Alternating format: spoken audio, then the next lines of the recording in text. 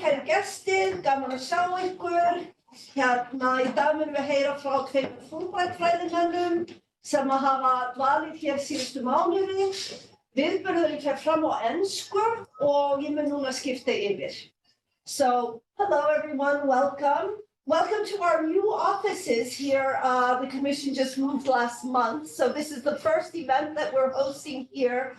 Not everything is sort of set up, finalized yet. We're, for example, trying out a new technical solution for meetings. I hope it's going to go really well, but if we have a little snafu somewhere, you'll know why, and hopefully bear with us. I just want to welcome you all. Welcome our two scholars who are going to talk today.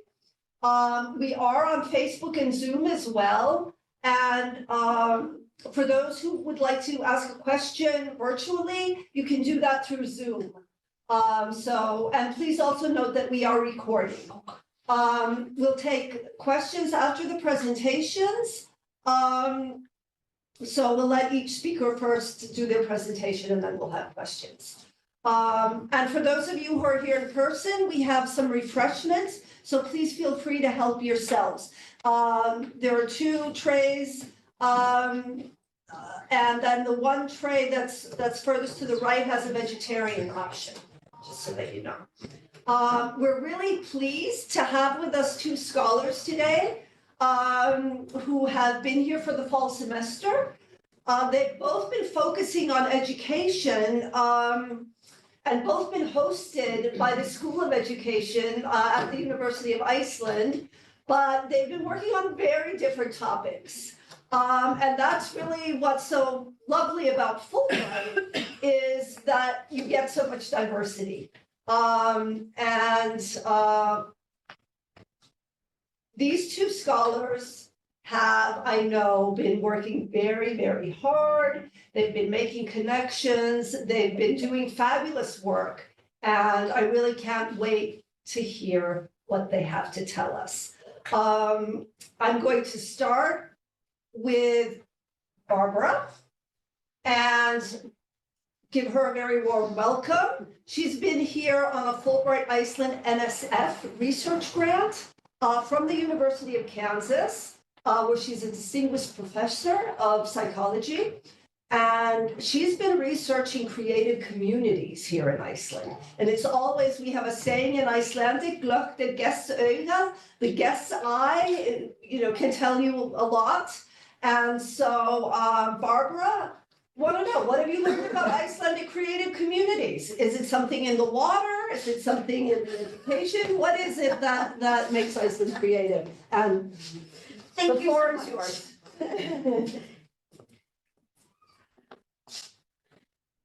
When my, and how do I advance this?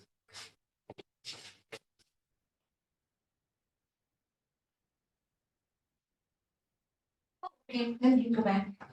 Oh, all right, good. When my daughter and I first visited Iceland in 2011, it was right after the economic crash. And we were expecting to see a rather depressed society of people. Instead, our first experience of Iceland was one of extraordinary creativity. And because I'm a creativity researcher and my daughter herself is an artist, we were fascinated by that. And that's how our first study, which asked the question, why is Iceland so creative? Most of you probably know that Iceland has one of the highest number of patents per capita, that 1 out of 8 Icelanders writes a book, that the creative industries are incredibly strong here. We wanted to know why. So our first study asked many different artists, why is this the case? And we got to meet them in many domains. And it was funny how the first answer, well, we'd say, why is Iceland so creative? And the first answer was to say, well, first, I don't think it's so creative. After all, school can be very boring. And so one of the first things we noticed was Icelanders' tendency to to deny having anything special about them, about themselves as individuals. And then the second thing they denied was that nature had anything to do with it. No, don't tell us it's the mountains and the glaciers and the volcanoes or the beautiful nature. It's not the nature. And so after we were schooled on what it wasn't, we were then led by almost the majority of people that we talked to said, it's not nature, it's not education, it's not policy, it's community. That led to the next study, which a group of doctoral students and I started last year in creative communities. And I'm going to introduce you to our definition and our methodology. And it's a very broad definition. People who are creating together outside of institutions. Does everybody know what a makerspace is? Okay. And art collectives, writing retreats and writers' colonies, musical communities. And that would be amateur orchestras and choruses, as well as rock and roll bands, all sorts of things, and living learning communities. So that's our definition, and our methodology is a unique one I've come to really enjoy. It's called the comprehensive literature review. And that's where you begin with investigating, you begin with an investigation of the entire scholarly literature and figure out, what are the major themes in the literature. Then you do interviews with participants who are, in this case, members of creative communities. You look for photos and artifacts can be everything from the brochures they hand out to little things you just sort of pick up and say, oh, can I have this little bit of merch? Then, after that's all completed, as a group, the entire focus group talks about what seem to be the themes that emerged. And we use a focus group methodology where all of the researchers give their ideas after they've looked at transcriptions of the interviews. So what were the themes? Then the concluding literature review compares and contrasts the findings compared to the classical literature on that subject. Okay, you don't have to read this, but we did it for you. But I'm pointing this out to show that the literature that we needed to look at was very interdisciplinary, ranging from sociology to management studies to art education, music education. We also built upon the foundation of our own creativity research. A group of us had not only studied the creativity here in Iceland, but had studied maker spaces, and in another case, had studied creativity during COVID and studied how adolescents dealt with the COVID crisis and creativity. So again, that's just to show you how broad-based the literature is. And in the CLR, every member of the team reads every bit of literature so that we're all together. There are 8 of us. So then we conducted the interviews, and we did some of them this summer, and then I did many of them since I came here. We interviewed people from the rock, pop, and punk music communities, the Gita Creativity Center, where there were poets and artists go there, but it's poets and short story writers mainly. The home management school here in Iceland, that even though it is an institution, it very much resembles the makerspaces and other collectives. Artist collectives, a number of them from all over the country. The Hafnarhús Arts, Tech, Music, collaboration that you can find on the upper 2 floors of the Reykjavik Art Museum, performing arts, and other writers groups. And we just used the first names of some of the people that we talked to there. And now to look at some pictures. Okay, one of my first things I did, was to attend a festival that is very popular with Scandinavians. In fact, while I was there, I hung out with a group of Norwegians, Icelanders, and Finns, and it's called the Fantastic Dracula Fest, which is at the end of the Rear Loud Floating Festival. They fly from Scandinavia to Italy, to Rome, where they get on an old cruise boat and play rock and roll. Every year they do this for about 3 weeks, come all the way around to Spain. This is me dressed up for the fantastic Dracula Fest. And this is the rock and roll artist on the bus. This is Almal, and he is a musicologist who runs the music tour that any of you can go on in Reykjavik, and who teaches at Háskóli Íslands, teaches the sociology music. And then most recently, Nori Greer told me I had to come to the traditional Icelanders night, traditional Icelandic music night. And I have promises from 3 of them for interviews. That's the Hustónarskólan, and that is their new young director, just for the last year, Maria. And this is the School of Housekeeping. It used to be a very traditional school. At the beginning of the century, when it was founded, I think 1914, it was founded to train women in how to be good homemakers. Is a very different place today, because now it is to train people in sustainable living. And there's a huge emphasis upon doing traditional and organic and sustainable Icelandic foods, knits, that sort of thing. And that's the group right there in that lovely house. Come on. Here the artist. There you are, Hannah. Wait back. And Hannah was my very first expert, telling me about the development of creative communities in Denmark and how they differed from Iceland. Marianne, who I met at the Artist Retreat Center, who does book art, where she makes art out of books.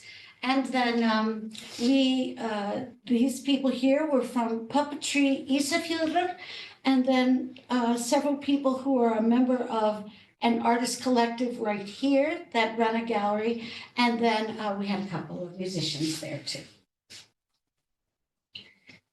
And Hotner House, one of my favorite places. I was saying there are many places, if I'd known what they were like, I would have joined them the first day.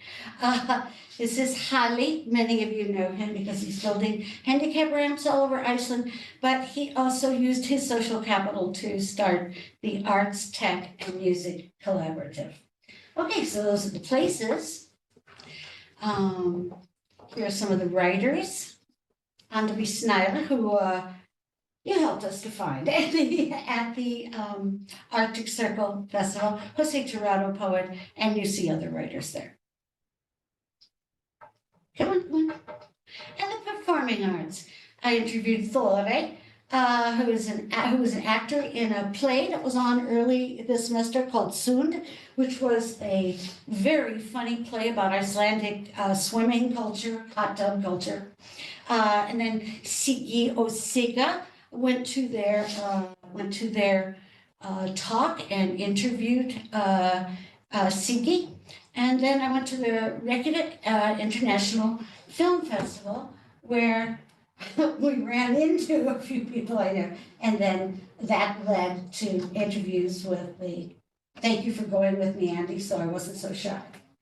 So I come now to that part of the CLR where we compare the emerging themes to the literature, and then we look and see how is it similar and how is it different. So the first focus group was right before I left for Iceland. My group of doctoral students and I got together and generated the first part. Then after I did all of these interviews, we got on Zoom together and refined them and changed them according to my findings. So what did we find that was similar to the literature? First of all, spontaneous emergence. Apparently, you cannot dictate from above. You will have a creative collective, okay? And what we learned is that wherever you have a policymaker like a dean or a mayor say, we're going to have a makerspace and it's going to attract creative people, they often don't work. You have all these lovely tools, nobody goes. The ones that are successful are those that have grassroots emergence where a few people get together and say, wouldn't it be cool if we found a space that we could share and then we could really help each other and we, be more like a family. Why don't we do that? You might think that that the housekeeping school, it's now an institution, right? It's a school, but guess what? It was begun by a group of women long ago who said, we need something besides college, the usual college education. So actually, it did have an emergence that started with a group of people. Spontaneous emergence, boom, it just popped up. Now, the leadership is interesting because the literature says that the famous ones you've heard of, and that I visited one of them, like the Frank Lloyd Wright School at Taliesin, that they're started by a charismatic individual. Or many of the artist colonies that we find in Europe and in the United States, think of George O'Keeffe at Taos and Mabel Lewin, who began the artist colony there. Often they are very charismatic individuals that people gather around. And it used to be particularly male individuals. Dual leadership, dual leadership is what is most commonly found now, though. At least half of the places that we interviewed, had a dual leadership. And in the literature, there was a lot of places where you had two leaders. Lateral structures, meaning not hierarchical. Creative people in general don't like authority, and they don't like rules, and they don't like hierarchy.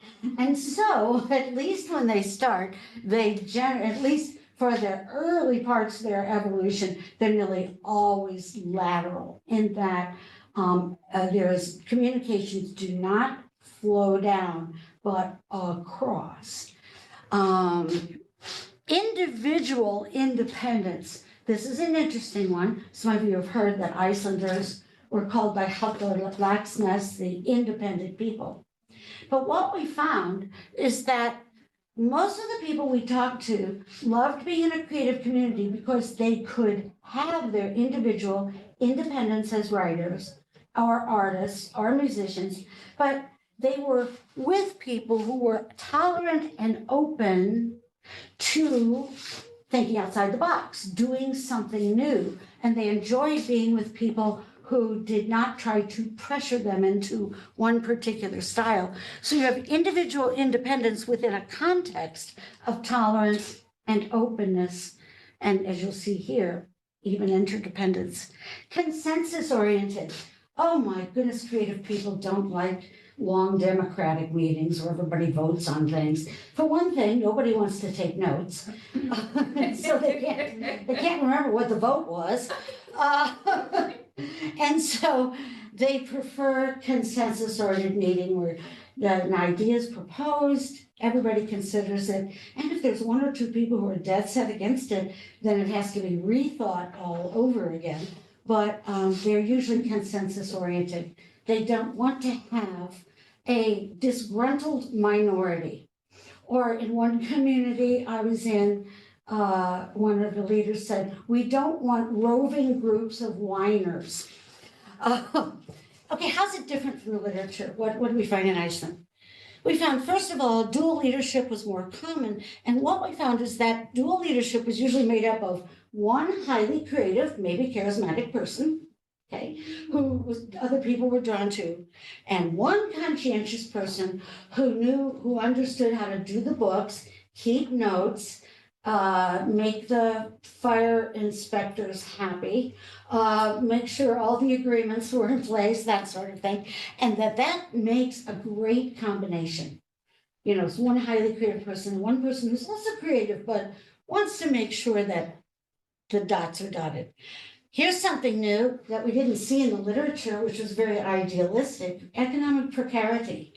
And this is especially this time around.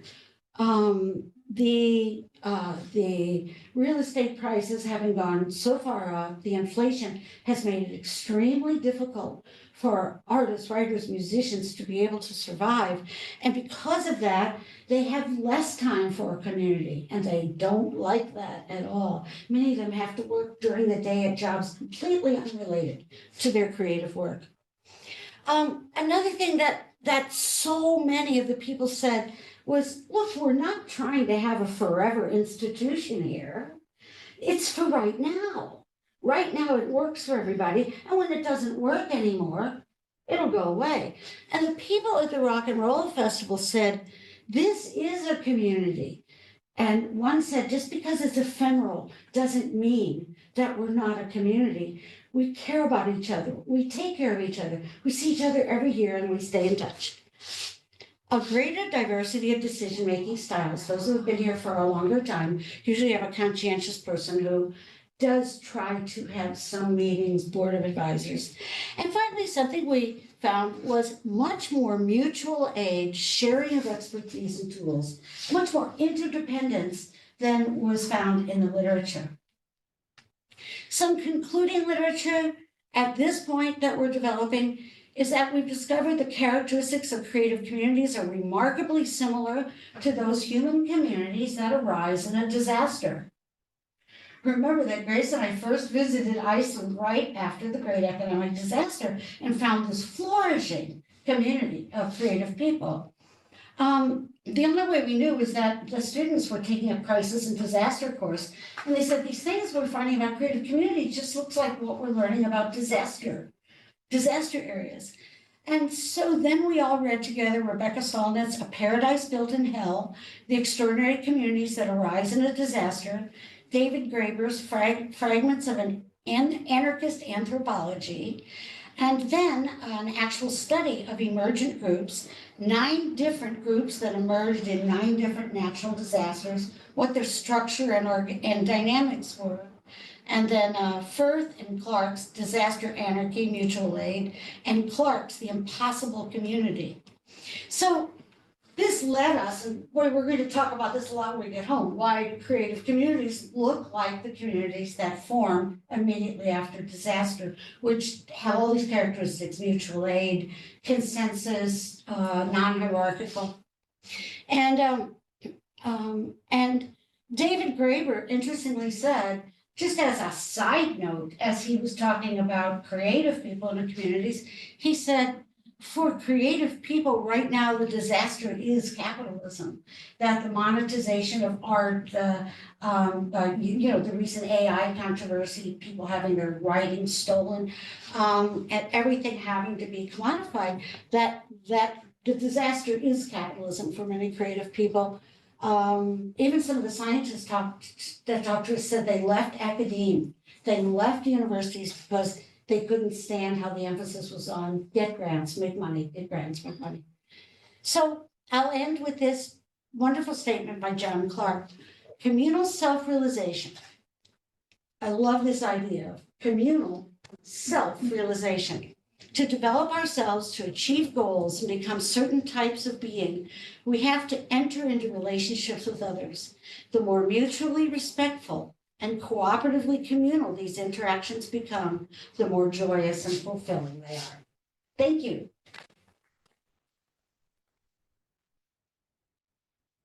Well, don't go anywhere yet, because we may have some questions for you. Sure, I don't. Anybody want to start? All right.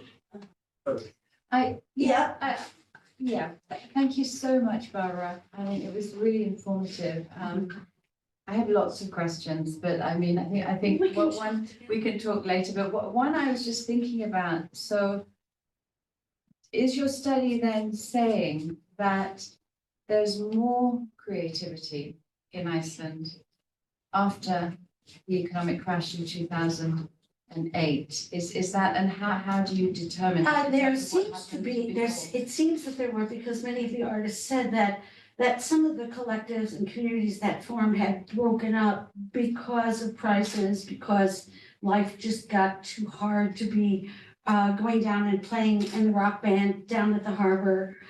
You know, that people were just having to work harder for less money, and that was having an impact. Thanks. Yeah, the first time around, so many people were unemployed.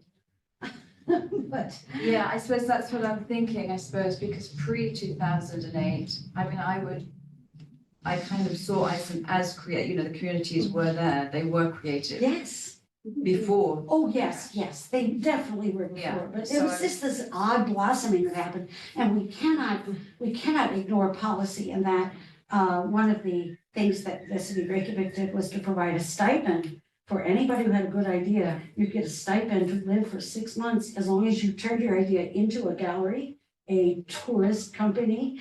As long as you turned it into something that could bring the economy back. That policy made a big difference.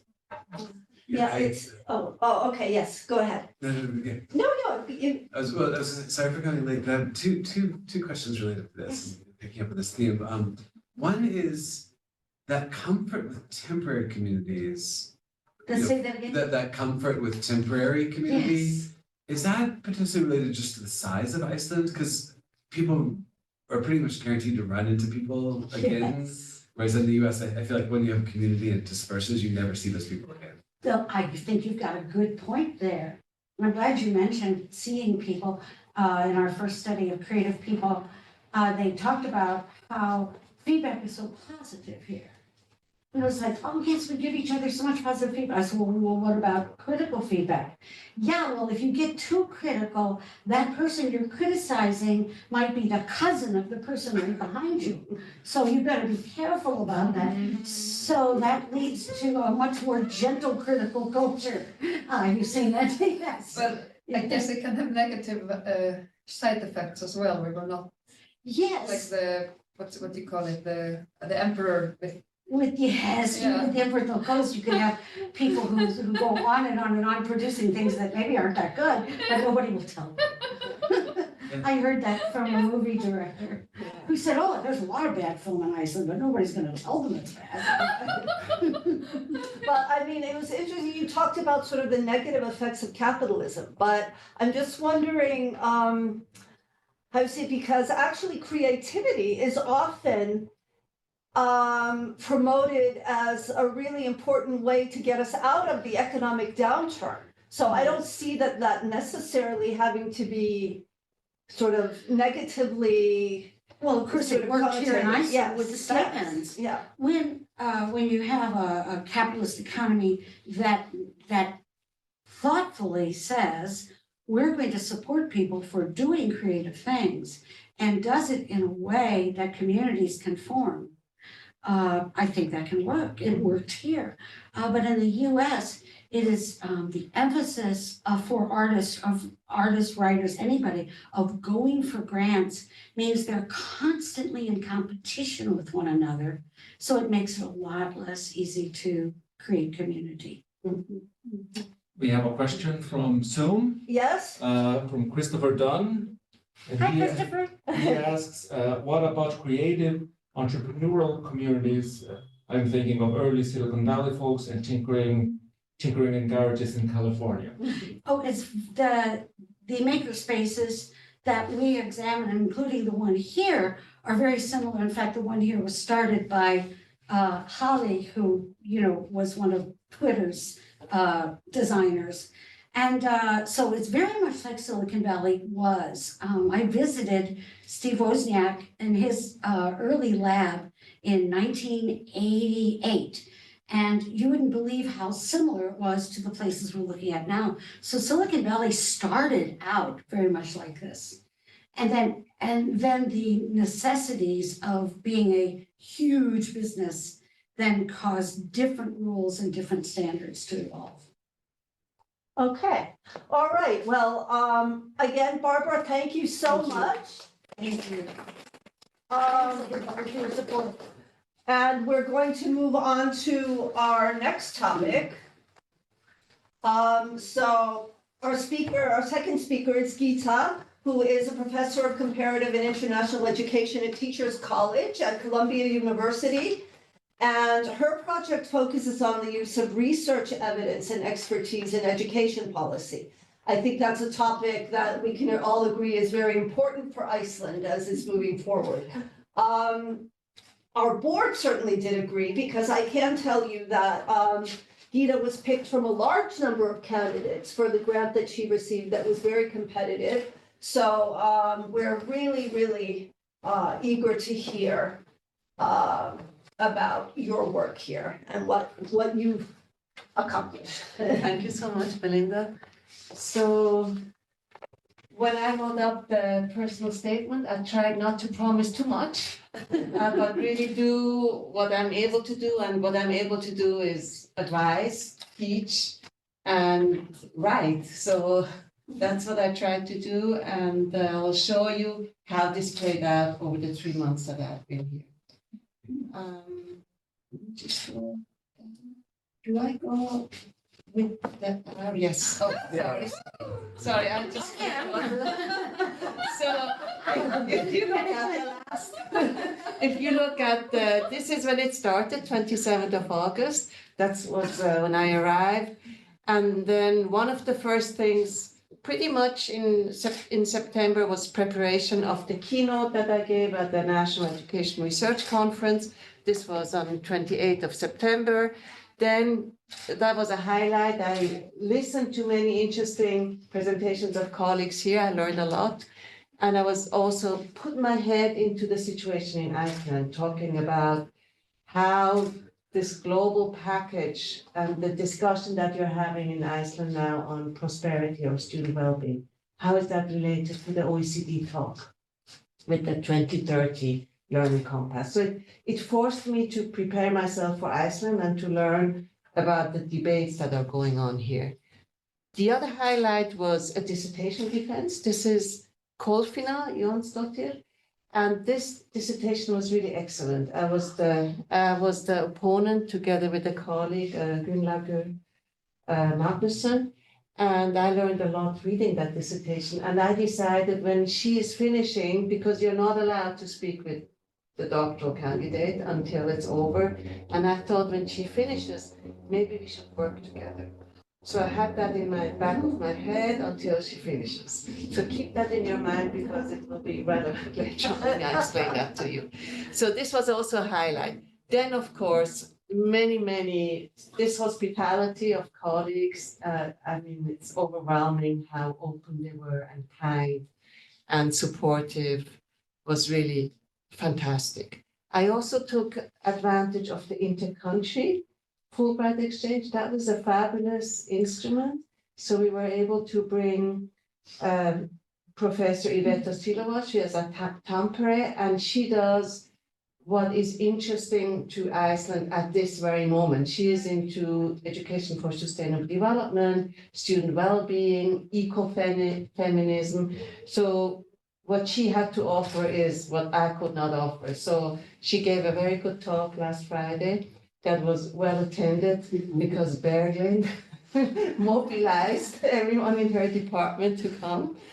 And this is her, and with a colleague who's not in the picture, Olaf, who is the philosophy professor, and Dora, she's public health senior official, and Berglind, the host. So this was last Friday, that inter-country exchange. Then it will end, and I will explain to you, with really interesting meeting that we hope to set, not we, Berglind hopes to set up with the former ministers of education that were, and high-level government officials that were instrumental in the implementation of all the neoliberal reforms that took place, or new public management reforms in education. I'll tell you about it. But Berglind is on top of it. But when I said in between the hospitality and how I really enjoyed just learning about Icelanders and the culture and the people, I have one example here, and Berglind, that's your last chance to stop me. Am I allowed to show? Let's see if it works. Okay. Do you mind putting it on the sound? How that's so this is like the later the evening became, the more fun it became. So. Even without the sound, It's okay.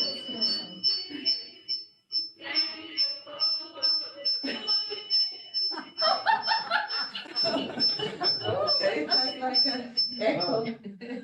So anyways, this is, they all have beautiful voices. For some reason, the Icelanders have amazing voices. So this is the department chair and the director of PhD studies towards the end of the evening.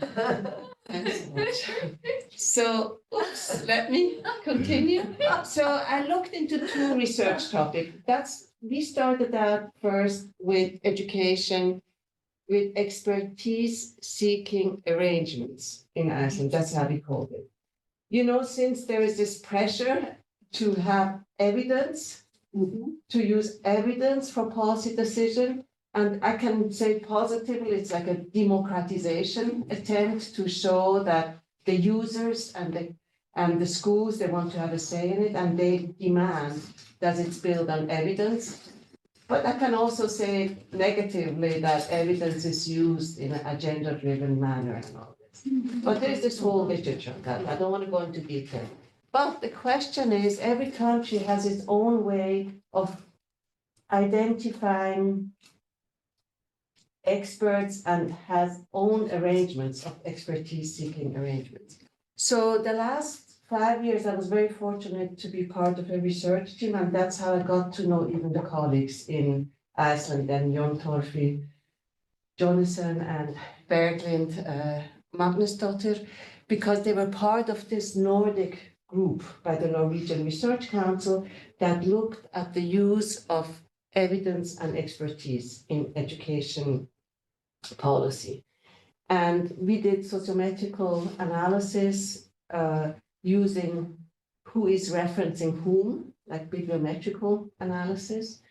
And we looked at so-called ad hoc commissions that produce green papers in Norway and Sweden. In Denmark, the hearings are very important. So it's part of the political process in each country. So I was interested, and then because we are in an era of surplus of information, and there's a really interesting research literature on that topic, nowadays evidence is out there. There's a surplus of evidence in the digital economy. There is so much information out there. There is, however, information silos, but there's also information glut. So in that era of surplus of information, there's this new group of knowledge brokers that arise in every country. In the US, it's think tanks, but sometimes also research institutions. It's what we call sector research in Nordic countries. So for me, the question was, who are the knowledge brokers in Iceland? How does the government, and because I'm in education, how does the Ministry of Education make sure they get experts they need to justify their evidence-based policy decision? Because here it's also commitment towards evidence-based policy. So I was really trying to learn, because most of the studies, and then I started to read, and I saw, oh my God, my colleague Gudrun Ragnarsdóttir wrote together with others. So this is, by the way, this is the process, like, I'm going to skip this to save time, but this is how it is in Norway and Sweden. You have advisory commissions that produce green papers. Then you have a referral process. Then eventually you have the government or the ministry who produce the actual policy or white paper. And these are the different, and then it goes with, again, a review process, and then eventually it comes to parliament. That's how a bill, or you would call them an act, is taken in these two countries. So I was wondering how is that process in Iceland? It's policy studies 101. It's, part of political science that intersects with policy studies. It's public policy studies. So when I started to read, I found that my colleague, Gudrun Ragnarsdóttir, together with 3 other colleagues, she wrote this amazing paper where she already looked at PhDs that were produced, MA thesis, commission reports, all these are evidence producing knowledge products in Iceland. And sure enough, through the Innovation Fund, and Bergman, we will use that also for the other publication, through the Innovation Fund, there is like a proliferation of evidence-based, applied policy research in education. So she shows how the innovation reports, how they have increased over the period where there was funding. Then I thought, okay, and she makes a lot, the group makes a lot of references to US literature, British literature. And then I thought the one thing that me as an outsider notice is not there. And what I, as an outsider, noticed is this. Let me show you, let me go back one thing. We in the US, we kill ourselves to be heard by politics. We would do everything that our research is read by people, by users. So hard. This is really what we do. And so there is like for instance, the Triangle Institute or Brookings, and everyone talks about we have to commit, and we all as scholars get bombarded every day by companies that offer to communicate research better. There's a whole industry about how to communicate better, how to have policy briefs, how to use social media, etc., because we as knowledge producers are not heard here. And that's why we sometimes even hire knowledge brokers, or there is this middle category. Now, here, you have the situation that the people that are knowledge producers, academics, are also knowledge brokers. And that's so interesting. That's so interesting.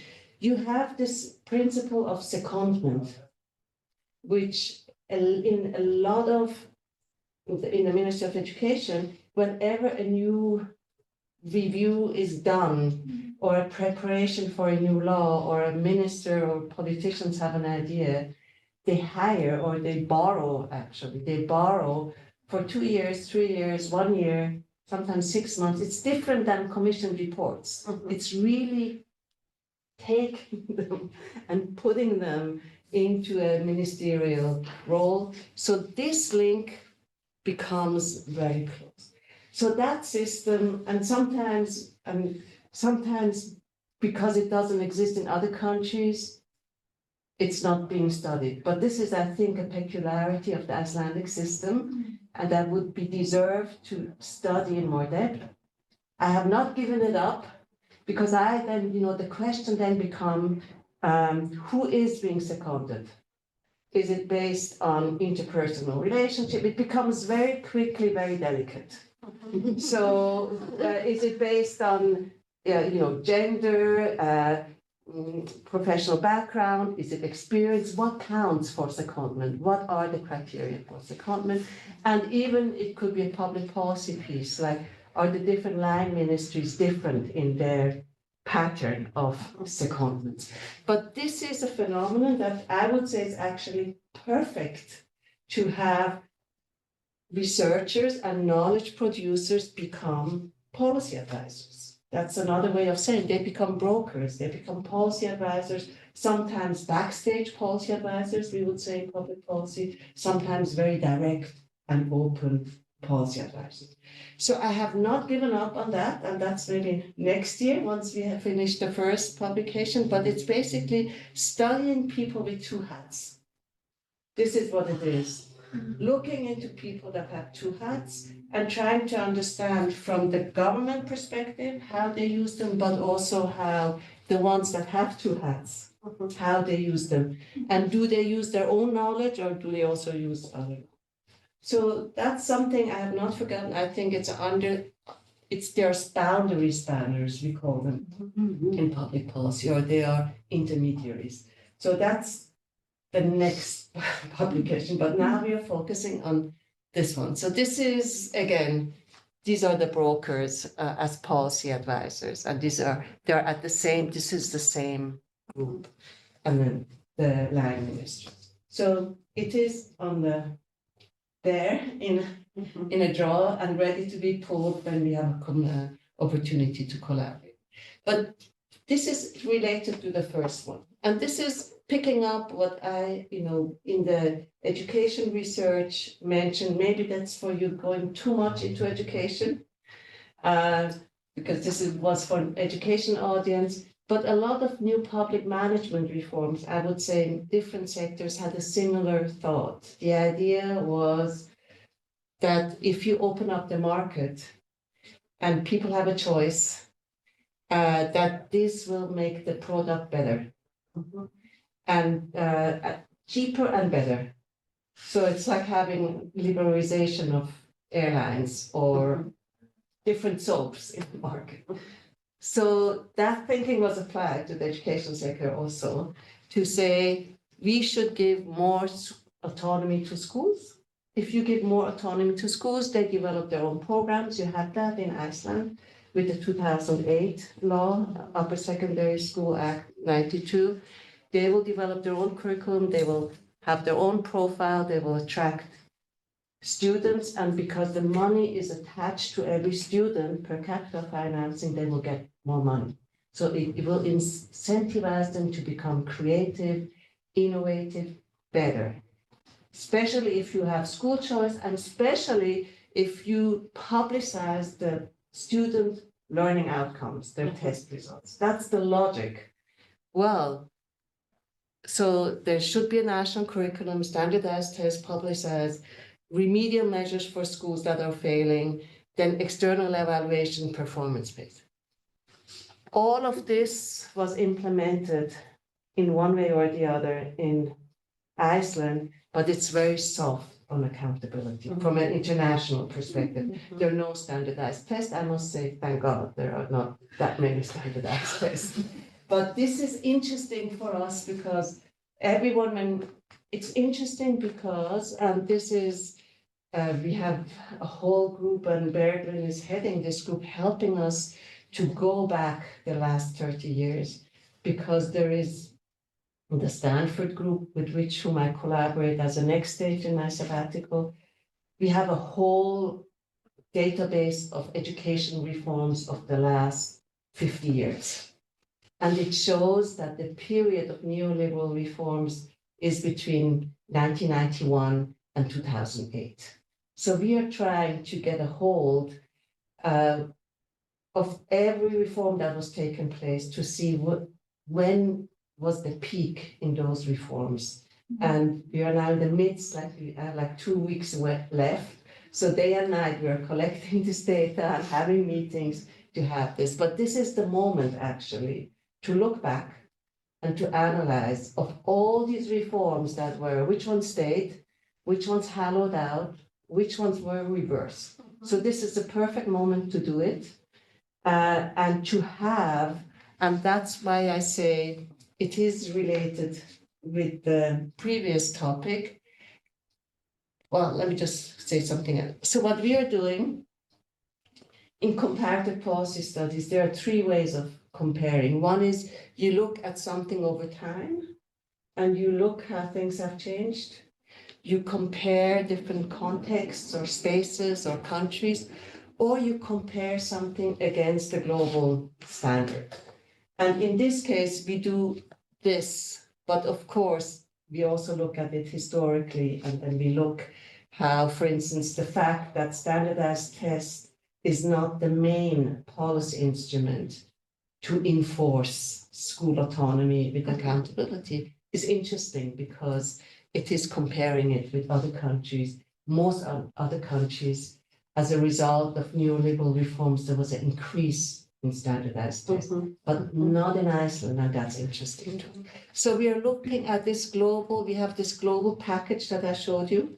That's like in many other countries, this whole package, and it's a new way of thinking to say, everyone says, oh, we are all neoliberal now.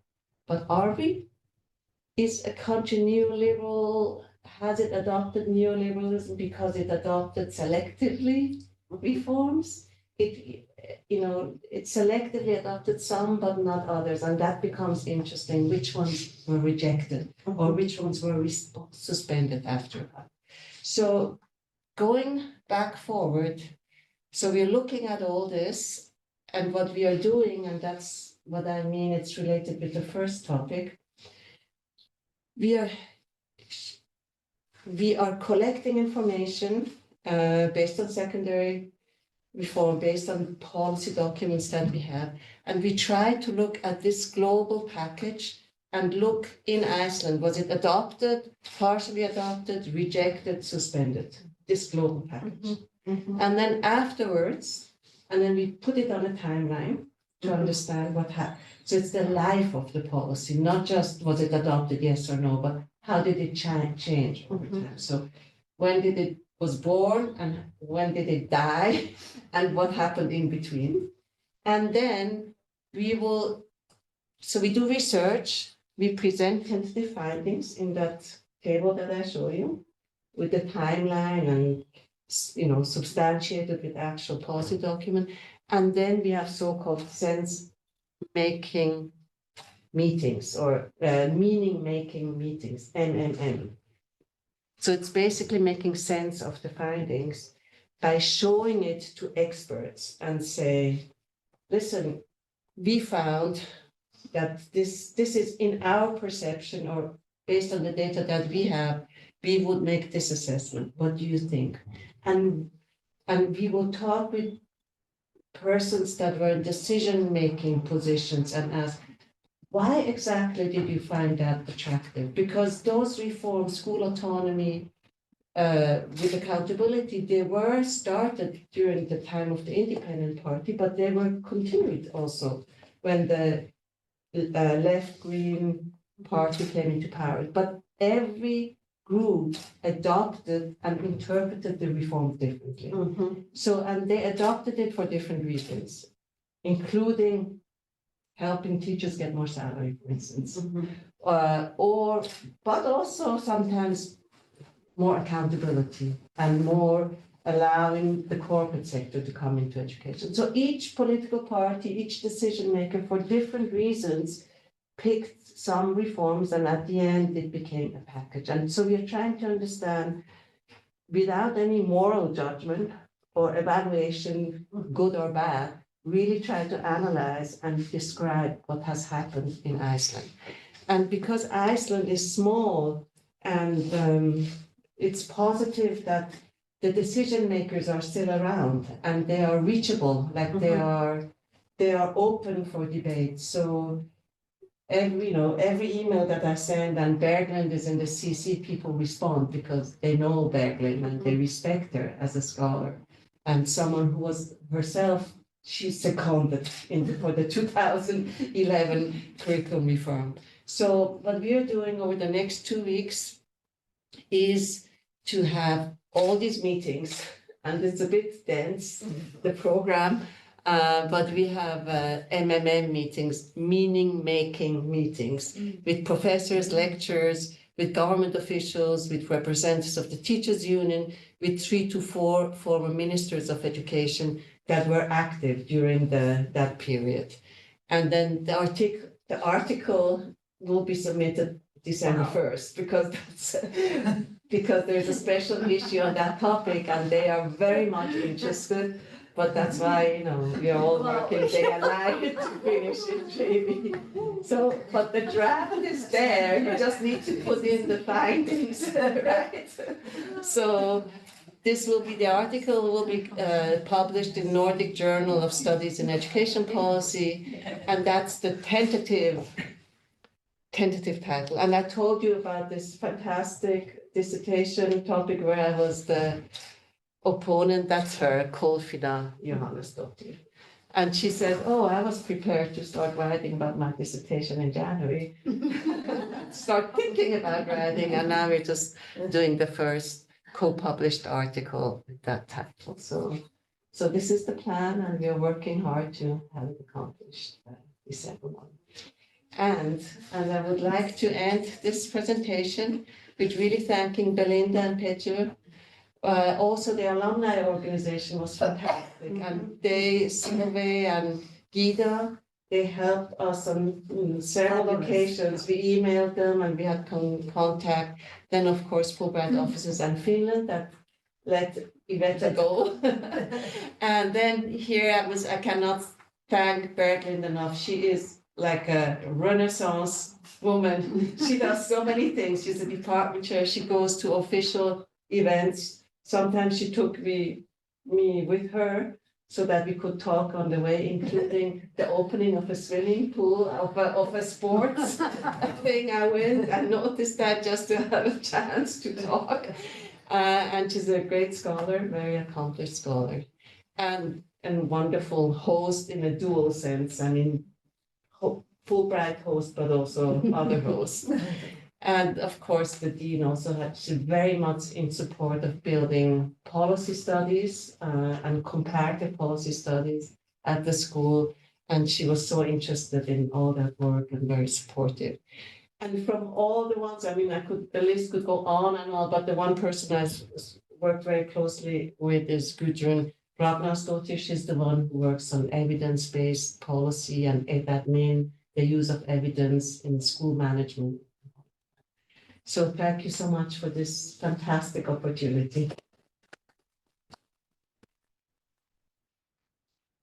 That was just so interesting. I don't even know where to begin. And I also want to actually, for both scholars, I want to thank the Faculty of Education for being such fabulous hosts and receiving not only these two, but 4 different people this semester on specialist grants, intercountry travel grants, and all of that. So we really appreciate the great effort that you guys have put into receiving these scholars as well and utilizing them well during their stay here. They've been kept busy, so we want that. But can I open it up? Do we have any questions for Gita? And Pietro, maybe you'll check with the Zoom as well, whether there's anything. I could maybe start with a question. I mean, are you looking at all about how policy also, and I don't know, evidence-based with the changes that have happened in the student population, right? With having so many more students, for example, who don't speak Icelandic when they come into the school system. How is that affecting, because that hasn't been for such a long period of time, so I don't know how much you can look back and see changes in policy and that type of thing, but how has that been informing your work? We are not really looking at the content of the policy, but more on the policy process. Yes, okay. So, yeah. but I know that Berglind herself, actually, she just gave an interview in the Great Wine last week about the topic on multiculturalism, which is a hot topic here. Yeah, it's just an issue that we haven't been able actually to frame very well in terms of policy, I would say. Yeah. It's a bit ad hoc approach. At this stage, yeah, exactly, yeah. Thank you for the talk. Do you see negative aspects to academia? No, people in academia also being knowledge brokers, like being the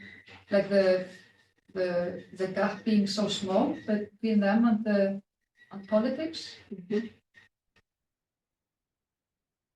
No, actually, I think it's very positive that they have an influence. Yeah. We want to have influence. We want our stuff to be read and not just used for teaching.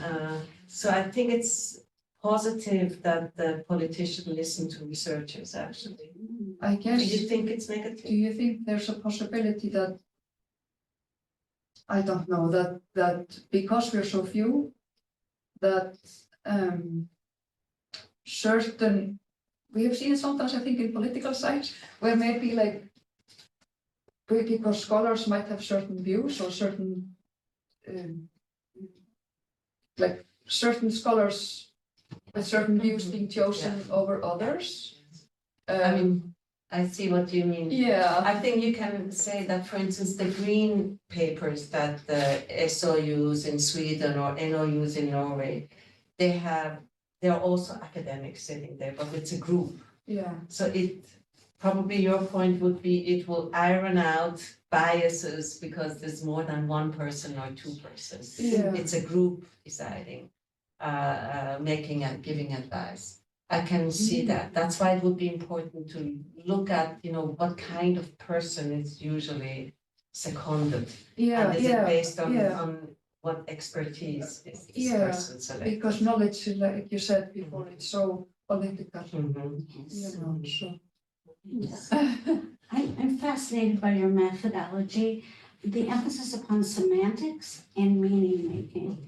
And it occurs to me that one of the great strengths of what you're doing is that you don't, when somebody says, well, this is a neoliberal policy, it sounds like you say, what do you mean by that? Am I correct that that's the methodology? Because it's a whole package. Because in my work, I found also that people would throw out terms, well, like, capitalism is the disaster. And asking, what do you mean by that? Give me examples. And finding some mutual meaning seems to be so important, or else it just gets caught up in an ideological dispute rather than really looking at what actually is happening and how is it affecting students.